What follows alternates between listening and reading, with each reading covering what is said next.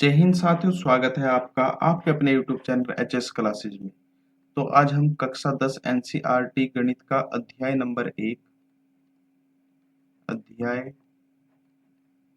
1 वास्तविक संख्याएं वास्तविक संख्याएं को पढ़ें। वास्तविक संख्याएं पढ़ेंगे। अब देखते हैं वास्तविक संख्याओं का जो आज का हमारा जो लेक्चर रहेगा।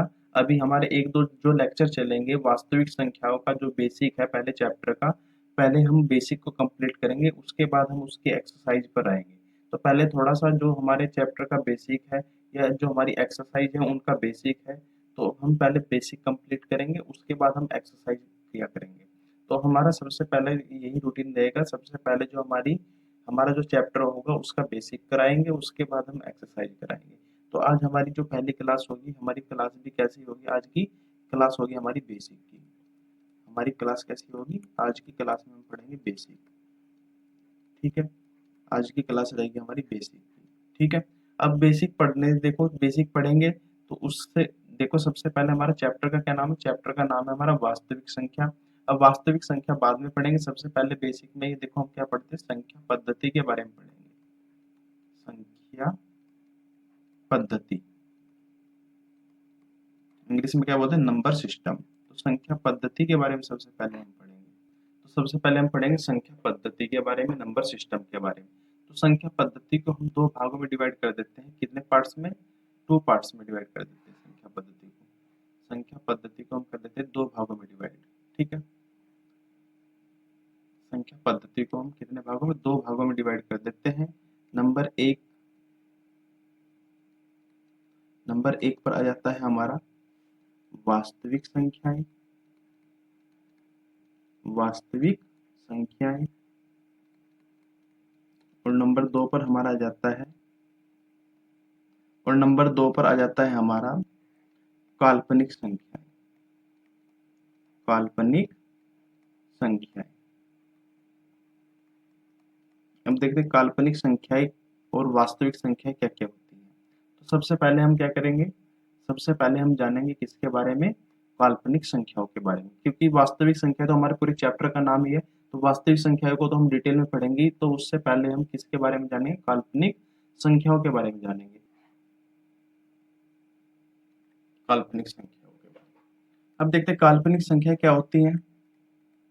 देखो पहले थोड़ा समझ लेते हैं। काल्पनिक संख्याएं वे संख्याएं होती है अगर हम किसी भी संख्या का वर्ग कर देते हैं, किसी भी संख्या का क्या कर दे, वर्ग कर दे, और वर्ग करने पर भी हमें संख्या कैसी प्राप्त हो, ऋणात्मक प्राप्त हो, तो वही संख्या कौन सी संख्या कहलाती है, काल्पनिक संख्या कहलाती है।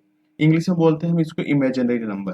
तो इनकी पहचान कैसे करेंगे, इनकी पहचान ही हमारी ये रहेगी, अगर कोई भी नंबर हमें दिया गया है, अगर हमने इसका वर्ग भी कर दिया तो हमें पता वर्ग करने पर कोई भी नंबर होगा तो हमेशा कैसा आता है, प्लस का आता है। लेकिन अगर किसी भी संख्या का हमने वर्ग किया और वर्ग करने पर भी हमें नंबर कैसा मिला, माइनस का मिला या ऋणात्मक मिला या नेगेटिव मिला, उसे हम क्या बोलते हैं, काल्पनिक संख्या बोलते हैं। तो ऐसे ही देखो, सबसे पहले इसकी डेफिनेशन लिखते हैं, डेफिनेशन क्या आती है, उसके बाद फिर इसके एग्जाम्पल से समझेंगे। तो लिखेंगे वे संख्याएं जिनका वर्ग करने पर, जिनका वर्ग करने पर भी, वर्ग करने पर भी संख्या, वर्ग करने पर भी संख्या ऋणात्मक प्राप्त हो, ऋणात्मक प्राप्त हो, काल्पनिक संख्या कहलाती है। काल्पनिक संख्याएं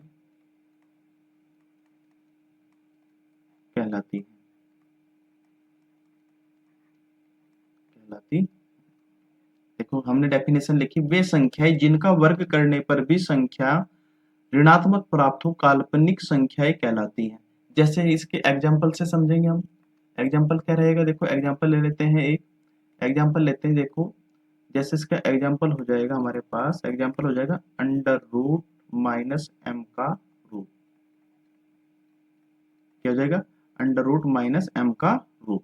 तो जो ऐसे हमें किस फॉर्म में मिलेगी, अंडर रूट माइनस एम की फॉर्म में लिखी हुई मिलेगी, उसे हम क्या बोलते हैं, काल्पनिक संख्या बोलते हैं। जैसे माइनस अंडर रूट दो, माइनस अंडर रूट दो, कोमा माइनस अंडर रूट तीन, कोमा माइनस अंडर रूट पाँच, कोमा माइनस अंडर रूट सात, कोमा माइनस अंडर रूट नौ, कोमा माइनस अंडर रूट तीन, तीन तो हो गया, माइनस अंडर रूट आठ कर दो, माइनस अंडर रूट आठ। ये सभी की सभी कैसी संख्याएं हमारे पास, ये सभी की सभी काल्पनिक संख्याएं हैं।